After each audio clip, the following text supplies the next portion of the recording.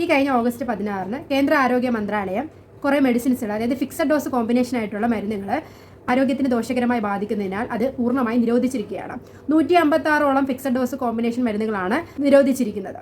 അതിൽ ഉപയോഗിക്കുന്ന ജലദോഷം, പനി, തുമ്മൽ, കഫക്കെട്ടിന് വേണ്ടിയിട്ട് ഉപയോഗിക്കുന്ന കോമ്പിനേഷൻ മരുന്നുകളും അതിൽ നിർത്തിയിട്ടുണ്ട്. ചില വേദന സംഹാരികൾ മരുന്നുകളും നിർത്തലാക്കിയിട്ടുണ്ട്. ഇപ്പം മെഫനമിക് ആസിഡ്, പാരസെറ്റമോൾ കോമ്പിനേഷൻ മരുന്നുകളും നിർത്തിയിരിക്കുകയാണ്.